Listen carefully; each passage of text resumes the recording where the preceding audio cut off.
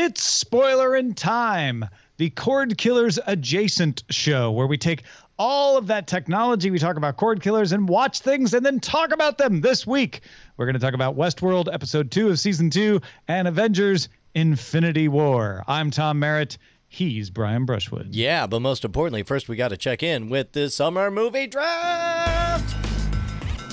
Summer movie I'm draft. winning. I'm winning. Not only are you winning, Tom, it looks like to these untrained eyes, it looks like you have a decent chance of winning with a capital W. DTNS rocketed to the first place slot, overtaking Team Night Attack. Team Night Attack with a total of $242 million, consisting of Pacific Rim, Ready Player One, and Blockers. All of that crushed in one weekend by DTNS's or I guess you do get the $85 purchase of Avengers Infinity War. I got to tell you, you're right at that cusp, Tom, of hope. Like, you were in a no hope situation. I found a new hope. Yeah. And it's the Avengers. I'm ready for week 2 of Avengers Infinity War to strike back. I think return of week 3. This is what had to happen for me to have a chance. And it happened better than I could have possibly expected. It broke the Force Awakens record.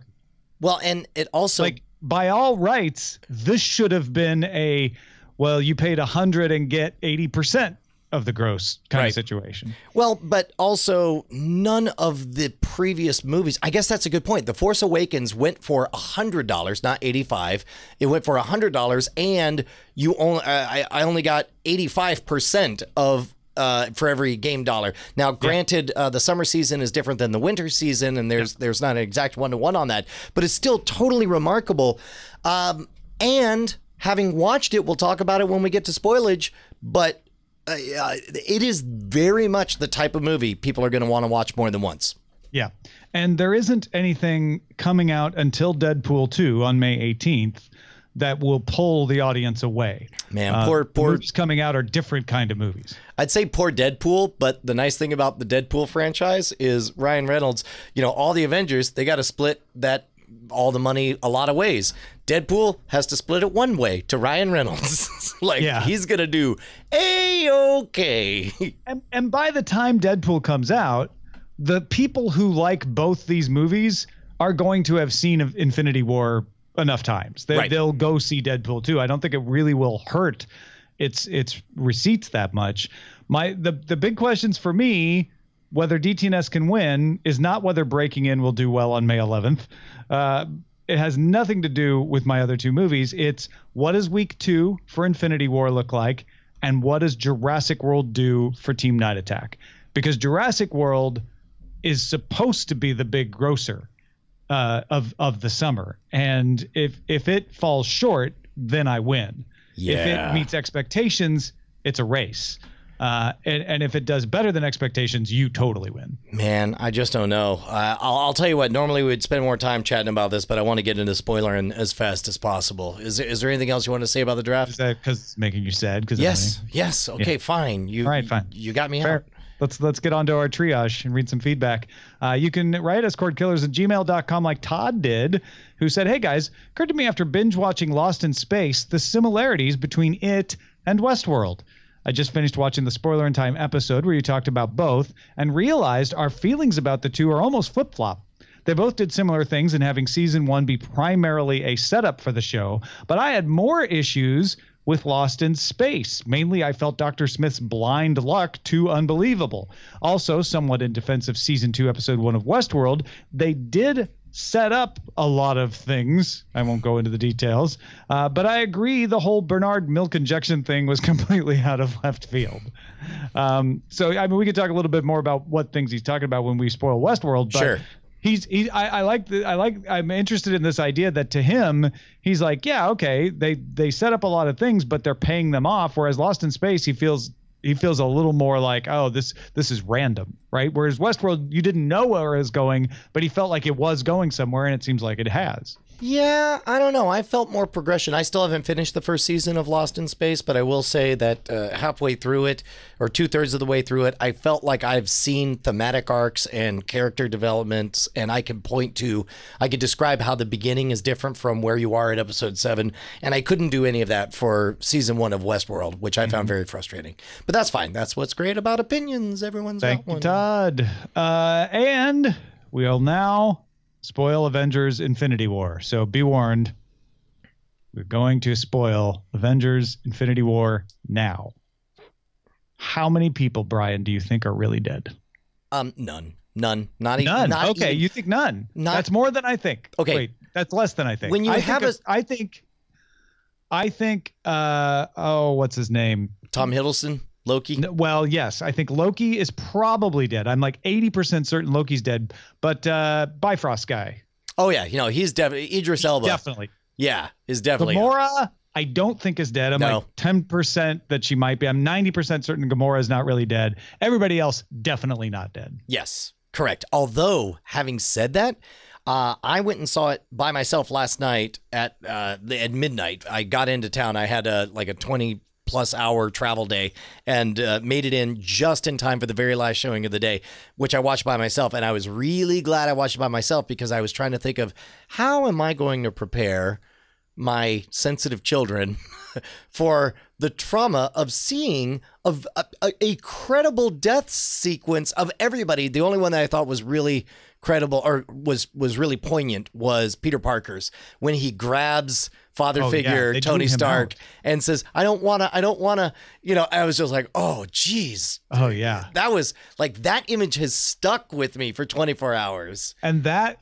obviously is setting up Tony Stark to be motivated to do something about this, even more so, right? Like, he will be on a vengeance trip now against Thanos. Yeah, and in the meantime, and this is speculation before we get into talking about the actual movie itself, that's how good the movie is that all we want to do is talk about what this does to the world, because we're about to have Ant-Man and the Wasp show up, and I assume it's going to be in a consistent universe where part of the plot points is going to be half of all the planet has vanished and is dead.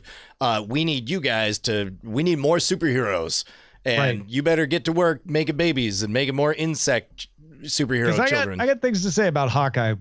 That whole thing's weird. But Ant-Man and the Wasp, that all makes sense that they would say, oh, Ant-Man, he's under house arrest. He got caught for helping Cap in Civil War, and he's under house arrest. And now the setup for Ant-Man and the Wasp is, we know you're under house arrest, but this all happened, and we need you. And that's why we're going to let you out. How did they explain Hawkeye not being in there? Did I miss that? It was in the same breath as Ant-Man. They're like, oh, he and Hawkeye are both under house arrest. Oh, okay. Weird. That's fine. Which, Ant-Man, it's like, oh, he's got a movie coming out. We can put him under house arrest, of course, because that's the other shoe dropping. Well, but Hawkeye, also, it's more like, I guess Jeremy Renner didn't want to be in the movie. I think it might be that there wasn't a place for him thematically, or you got to cut someone, or maybe he's working on another project. But also, it doesn't break from the credibility of the story because didn't he harbor a bunch of fugitives at his house during Age of Ultron? Oh, yeah, no, absolutely. In universe, it makes sense. Yeah. Right.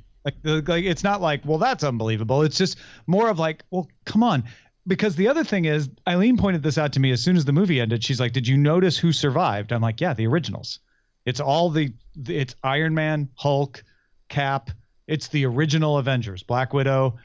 The only one we don't know that Hawkeye's the only original. We don't know whether he survived or not. And that feels weird to me too. That's interesting. Okay, let's talk about this movie. Number one, it's good. It's way good. And there's no way to truly judge this movie on its own. In fact, I would love to encounter somebody who's not seen a single other movie in the Marvel Cinematic Universe and sit them down and ask them what they make of Avengers Infinity War. That would be fascinating to me to hear their report on it.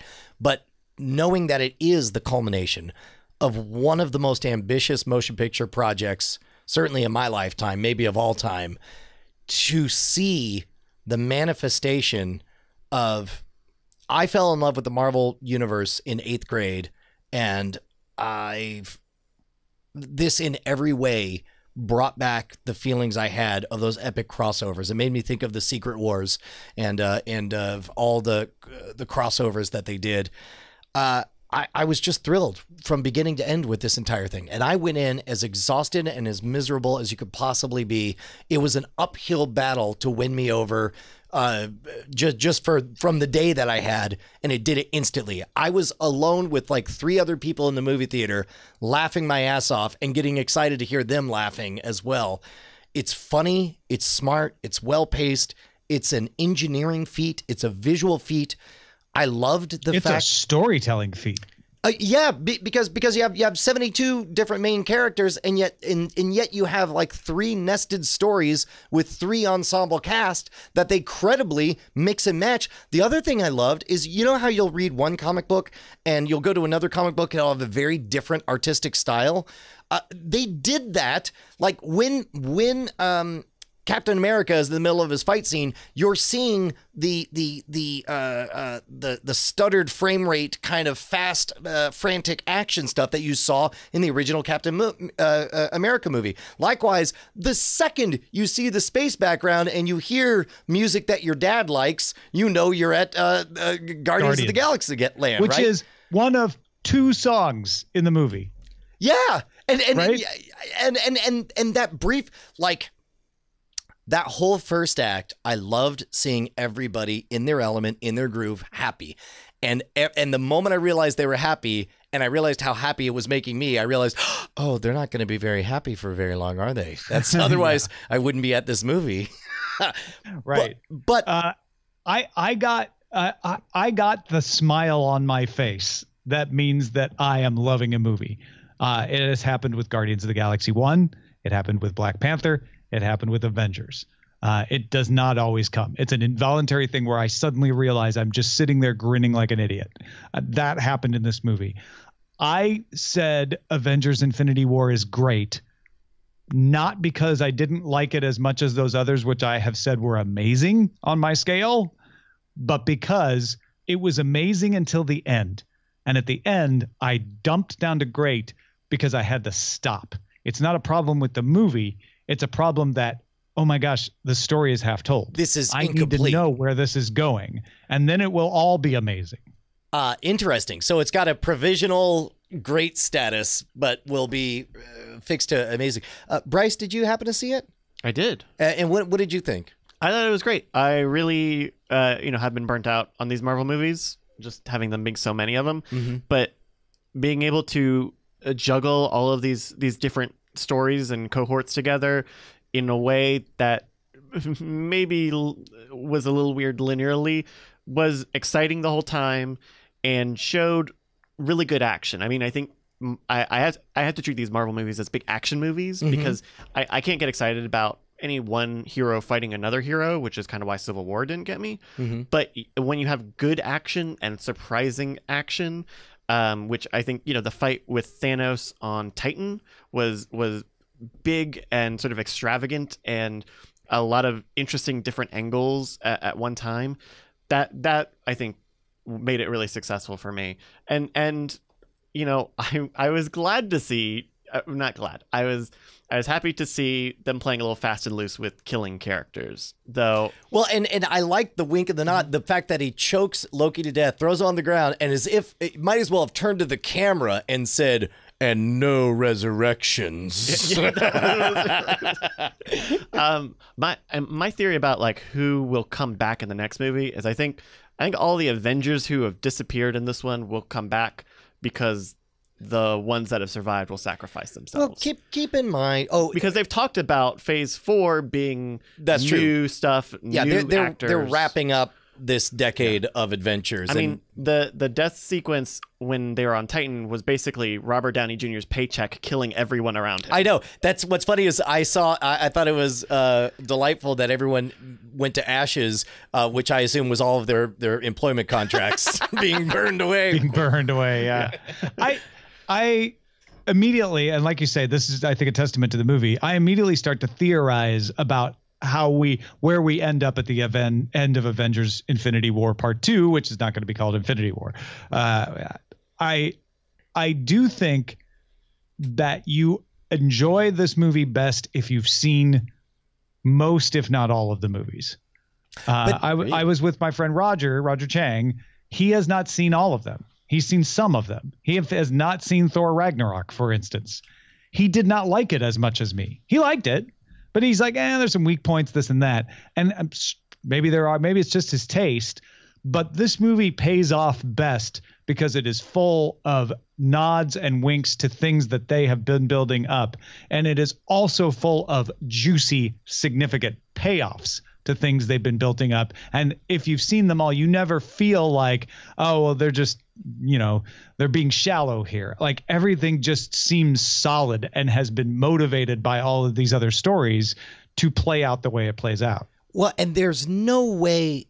Well, I guess you immediately defeated my theory that I was going to suggest that even if you'd only seen a few of the movies, I suspect that you would enjoy it a lot. But if Roger didn't enjoy it as much as you did, maybe that means I'm wrong about it. But I'll tell you this much: if you have watched all or most of the movies, there is a very relatable, credible, theatrical benefit to the fact that the moment a character walks on stage, you already know their backstory. You already know the significance, why they do or don't like this thing, why they have this, Jeep chopper cleep clop in their head. When Tony Stark is mad about Spider-Man sneaking onto the ship, you don't need to have it explained. You get it. Right. Yeah. We spent 2 hours watching this father and surrogate son conflict happen. And I thought I was going to hate him having a sci-fi suit. I thought the way they wrote that in was fantastic. I think the star of the whole movie comedically was probably the testosterone fest between Thor and Star-Lord over to impress Gamora. This is my normal voice. Yes. It was so good. Also, what did he do? Oh, he keeps calling Rocket Raccoon Rabbit. Yeah. Yes. Which this is a subtle thing, but Rocket Raccoon, they've built up in 2 movies that if you call him the wrong thing, he gets very angry. Dude, he shut the hell up when a god called him that. Yeah. I also, even little things like, oh, good, Thor has 2 eyes of a sort now, and of course, Rocket Raccoon would have a spare eye that he got off of somebody from some adventure at some point. Right. And at one point he looks at it, it's an arm, right? He's like, oh, I'm getting that arm. Yeah. Oh, yeah. Yeah. I think it was the upgraded arm for Winter Soldier for Bucky. Yes, right. For Bucky. That's it. Yeah. Man, plot wise. Delighted seeing more Doctor Strange. I enjoyed the ego. I don't know, the knocking of heads over ego. You had 2 parallels, and again, this is the brilliance of you had kind of similar ensembles. So you had Stark versus Doctor Strange, button heads, and then you had Thor and Star-Lord button heads, and then they all traded partners so that they all could butt heads separately. It was just a treat. It was a riot. It was fun. It was funny. It was exciting. That ending at the time that it happened, I felt like it reminded me of, do you remember in the first Lord of the Rings movie when, spoiler alert, if you've not seen the first Lord of the Rings movie, when Gandalf dies and... Brian. Oh, come on. But I remember watching that at the time, and I hadn't read the first book at the time. And I remember thinking, this is a weird movie-making take to have a major character die and only spend like a 30-second panning over people crying, and that's the only tribute we get to really feel for this major character that died. And it made me think, I bet he's coming back. Like, same feeling when everybody just turns into dust. Like, that's so weak tribute. And to be honest, I might have accepted a lot of them, except for when Black Panther, aka Moneybags McClanahan, died, and Spider-Man. I was like, okay, well then clearly they're not dead. I mean, these are movies that are scheduled. They're not recasting them. So also, if I'm not mistaken, I still think though, when Black Panther turns to Michonne and says, and she's like, feeling weird. I'm like, oh, she's going to go next. Like he's going to be left. And then he goes instead. It did catch me by surprise. Yeah. Well, and they also I was like, whoa. That's when I knew, like, oh, they're really getting rid of these people, at least for now. Yeah, and they got me with Tony Stark as well. Tony did some motions that looked like he was, having a moment, and then it turns out he wasn't dead. I almost never have to do this, Tom, to truly give a full opinion. I think I'm gonna have to give it a whole nother watch because there's so much in there. I think I need to see it again too, because I also have theories of where you can go, and I don't know which one I prefer yet. The elements of the theories you can construct, and I'm certain that I'm going to leave stuff out, but among the things kicking around in my head anyway are the Soul Stone can preserve souls, which is kind of the little Gamora we see after he snaps his fingers. That's probably the plane of existence from the Soul Stone that's captured a bit. So you can bring Gamora back that way. Obviously, the Time Stone can turn things back. And so he could either regret killing Gamora and try to go back, or they get a hold of the Time Stone again and turn things back. The gauntlet though is toast. Looks like it's fried, right? It doesn't look like you could use it all at once anymore. So the battle's going to be over obtaining those fragments. Oh, interesting. Speaking of which, Thanos, about 1,000,000 times more interesting than I dared hope. I did not. I mean, we've had a decade of him being nothing but the purple face saying, "I'm gonna put on that glove. I swear. Get ready. I'm gonna put on a glove. Don't make me put on this glove." Universe around. And I think there was concern that Thanos wouldn't be. My understanding is that the Thanos in this movie is very similar to the Thanos as he is in the comics. Books. Yeah, and I think there was concern that he would have been dumbed down a little bit. But it seems like that's not what happened, and they kept his original, wanting to save the universe, quote unquote. Well, I tweeted Thanos 2020 immediately after the movie because I felt like what Thanos did was similar to what Killmonger does in Black Panther, where he put forth a crazy idea as if it was a very sane and rational plan, to the point where you're like, well, I kind of see where you're coming from. Yeah. Well, and whether or not you think he's right, you believe he thinks he's right. And that's what was precious to me. Yeah. And that gives more weight to when he kills Gamora. That's right. And he's crying while he does it or whatever. Yeah. That scene, unfortunately, was one of the few that landed sideways. The moment they say you got to throw something you love into the well and she starts laughing, I thought, oh, she's laughing because she knows that she's going to be thrown into the well. Yeah, this is a very obvious moment. But then, as a result, I was like, oh, she's laughing because she doesn't get that instantly for some reason. Okay. Well, because that was consistent to me. She never thought Thanos actually loved her. She thought he was just playing. She was a toy. Right. And she didn't understand until that moment, oh my God, he really does love me. I felt like that was a super powerful parent-child allegory for a lot of folks. Yeah. I think I enjoyed the moment more where it's her in his throne room, and they're sort of, I think it's right when she confronts him or something. That's that back and forth that they're having, and her expressing her similar sentiment that he did not do a good job raising her. I felt that was more powerful than the Soul Stone scene. So, in the chat, people are talking around the idea right now, but I thought it was fairly obvious that Thanos is the protagonist. He's our quote unquote anti-hero that we follow, and we're horrified by every step of his success. But he's the only one with a full character arc and the only one with a real story and narrative, and he's our anchor for everything. Yeah, and he's the one who says, "Look, I know you're not going to like this, but I'm going to have to do it anyway because it's the best for all of us." Well, and he's the adult. He's just he's calm. He's rational.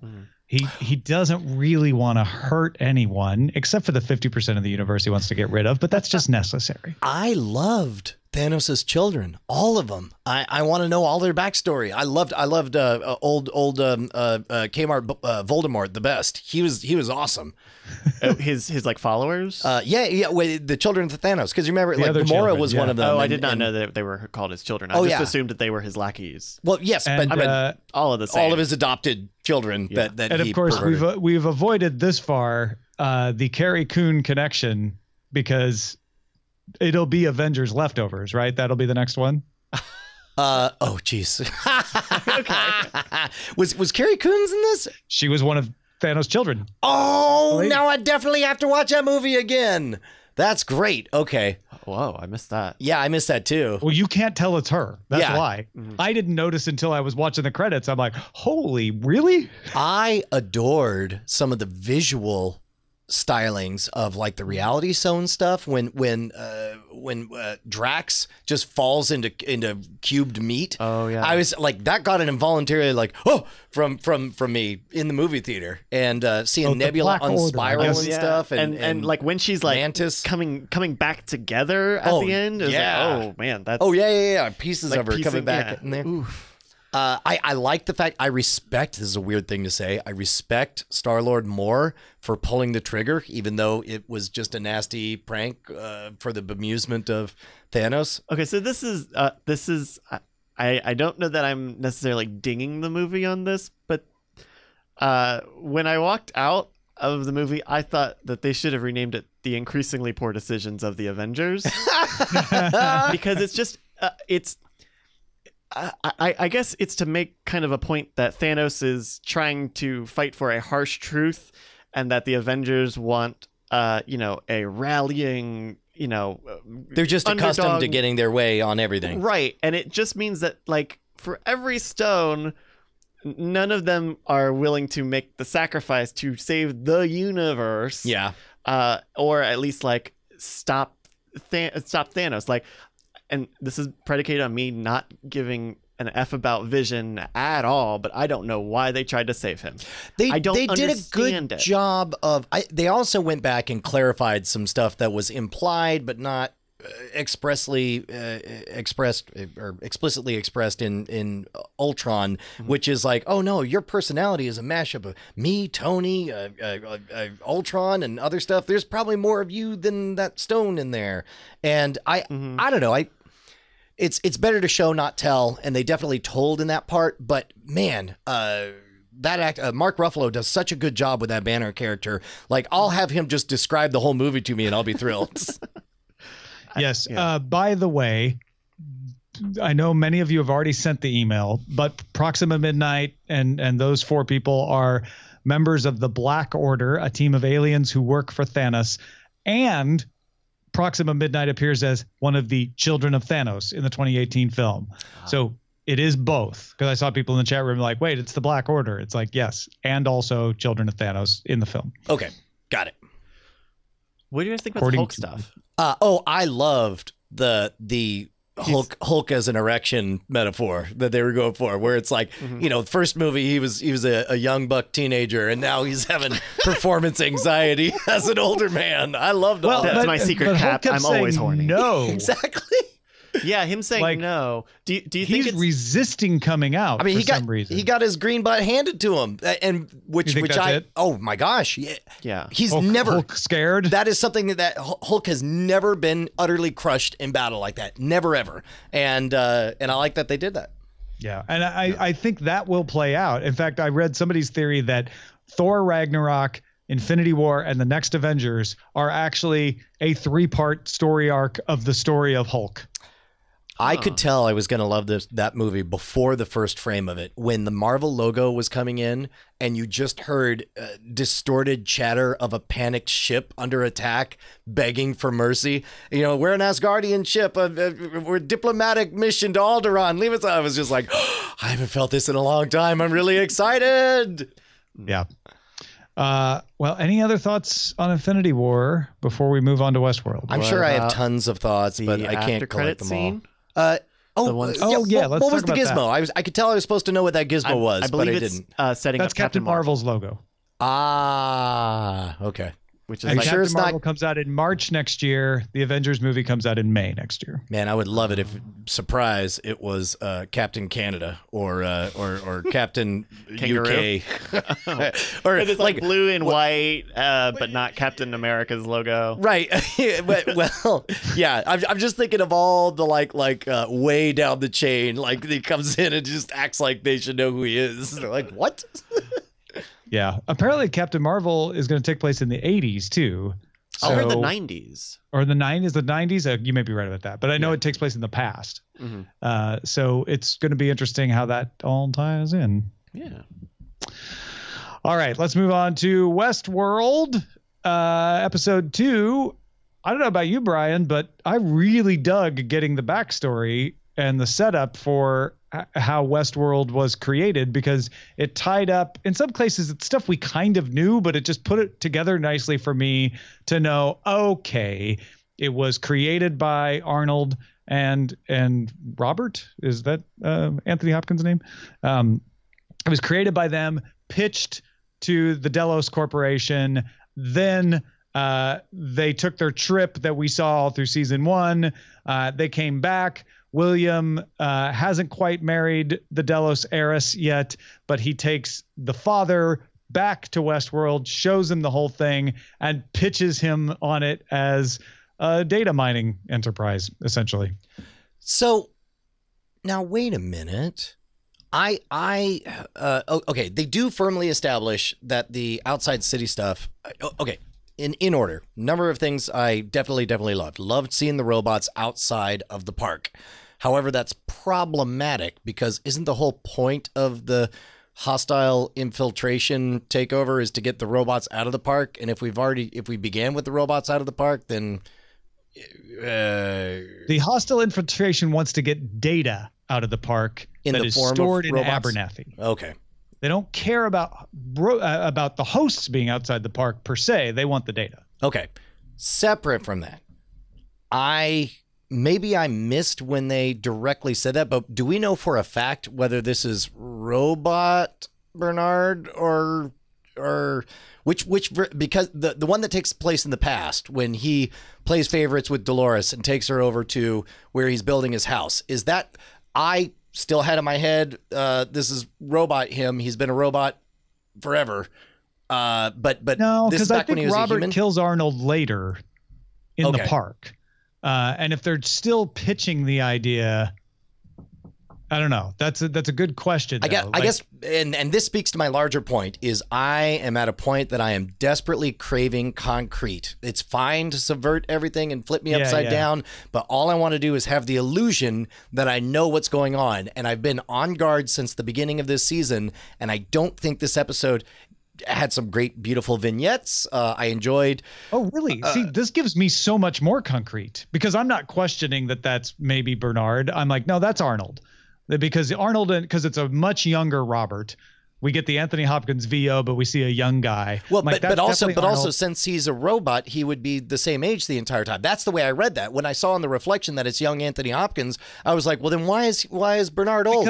Because he's a robot. And will Because always be that Arnold is age. killed not too long after that, and Bernard is created in the way Arnold looked back then. So That's why. we just haven't gotten to that part of the story then. Yeah. Okay. No, Arnold doesn't get killed for a little while longer. Okay, I could swallow that. I can hold on to that. So he was human in all of those China scenes? In the flashbacks, yeah. yeah, Even though he says it doesn't look like anything at all? that's It but doesn't say it doesn't look like anything to me. They also may not have got to that part of the coding yet. well, and I think also that might have been like foreshadowing or whatever. But he says after a while, it doesn't look like anything to me. And I think that was more of a to me that was the tip off of because he didn't say it exact, he's still human, and that's the seed of what is going to become. Okay. trigger I'm later. building building grudging respect for this episode now because we're having this discussion, because that obviously they're telling something right that we're even arguing about this.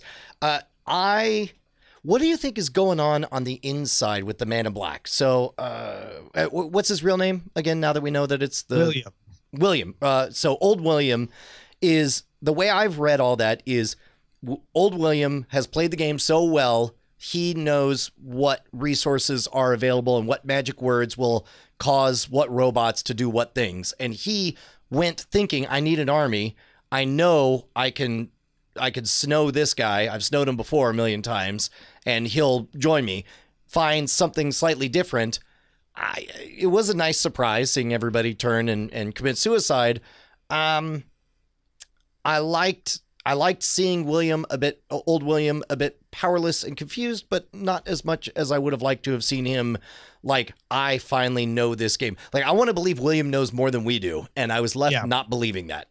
No, I have more issues with this end of the story because I loved the backdrop because I'm like, that felt like good information to have. Like, all right, this is how William got in there instead of the brother. This is why the park was created. This is why they want to get Abernathy out. I'm getting all of this now. Why Robert would leave a puzzle for William, which is essentially what I got out of this episode, was Robert's big new phase was to set traps for William. And that's what William's starting to figure out. That's the door that he's after now. And I don't know why. And William very carefully says, I want to get to a place to fix a mistake. And they then show you the flashback of young William pitching the old man Delos about, using the park as data mining, which is brilliant. I'm like, oh yeah, no, absolutely. Like, and the fact that they wrote this before all the Facebook stuff blew up in the past couple of months is just beautiful, right? Like, it ties right into current events. But then why would he regret it? Like, I can't piece together in my head, like, what would he have created in the park that would tie into that mistake that he thinks he made, and why couldn't he just turn off the data? Like, I'm sure it'll be explained, but that part is a little murky for me. Yeah, and I guess my only other beef is I'm sort of over the wide-eyed horror being displayed by like Dolores's boyfriend. Like, how many more times? Oh, Teddy. Yeah. Okay. So the first season, we got the veneer of the theme park, and we got to see the depth behind it. And now, second season, at least the first season, we knew the conceit and we knew what we were playing with. The second season, I really don't have any sense of what we're playing with. And instead, I don't know that I can handle one more gratuitous, wide-eyed, oh, humans are so bad. I can't believe how bad humans are. I'm so horrified to realize I'm a machine made to be a rape plaything. That's wearing out as there's not much story underneath for me to hold on to at this moment. Does that make sense? We don't quite know what Dolores is after. I mean, we got hints now that she remembers the outside world, and she thinks she can take it on somehow. Right. But that's a little unclear. And then when she met Maeve, I was inside cheering, like, this is great, epic meeting. And then Maeve's like, no thanks, sister. Got my own deal. And I'm like, oh, that felt like kind of a blown opportunity. Well, and it would have been nice if the two of them teamed up for a bit, but then we found out how their goals diverged. Yeah, like, totally. That would have been a good vehicle for us to find out, because right now we have no idea what Dolores wants or intends. Or it's clear that they want to get off the island, and maybe she's got the barest hints at the edge of her mind that she wants to take over the world and establish some kind of, human or, android colony or something, who knows? Yeah. I mean, as far as we know, what she knows about the world is that people who run Westworld can get really nice houses in downtown LA. But she also knows, because her superpower is that she remembers, right? So it could be that whatever it is she remembers is such a powerful secret. Maybe she remembers the nuclear launch codes because the president came and had a rape fantasy once. There's all kinds of things that she experienced that we didn't see. Sure. Right. Yeah. But that is one thing that we've only seen it in the past. I'm very much looking forward to seeing it in the future. I want to see them get out of Westworld. What I suppose, if I'm going to predict, and not that there's any money in it, I would predict that we're going to see them break out of their park into another park, and then maybe another park, and then off the island around season 4 or 5, and we're going to see an epic, like, it would be great to see a global robots taking over the world thing. And we have to find out why Bernard flooded most of the hosts. The hosts with the most? Does that have to do with the big pit that was being dug that William says he regrets? Is that the thing that gets flooded? And is Dolores part of that? Well, no, she's not. But then if she's not part of the flooding, then how does that play into her plans, and where does she go from there? And the fact that the army arrives at that point after the flooding, does that mean they missed Dolores? Are they still going to fight Dolores? I mean, there's a lot of questions there too. Yeah, we'll see. I'm still on board provisionally, but I'm desperately looking for some meat to sink my teeth into. Conversely, and I think maybe my mistake, quote unquote, I'm using air quotes when I say mistake, I think I'm seeing this through the lens of I'm doing my best to get caught up on The Expanse, and that is all concrete and meat. And I know exactly what I'm dealing with. I see the tactical map. I see the character relationships and stuff. And to go from watching that last night, to go from Infinity War, and to go into watching this afternoon, it just felt so cloudy. And maybe I was just not in the right headspace for it. Well, that may be too. This Westworld is a show best enjoyed calmly and with lots of time, where you can pause and think and rewind, and I think that plays a part in it too. Yeah, I agree. So still on board provisionally.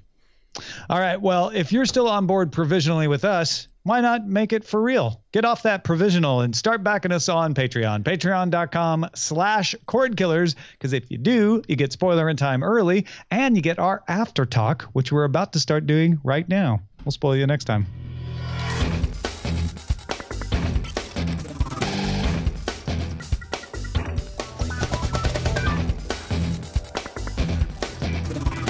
Diamond Club hopes you have enjoyed this program.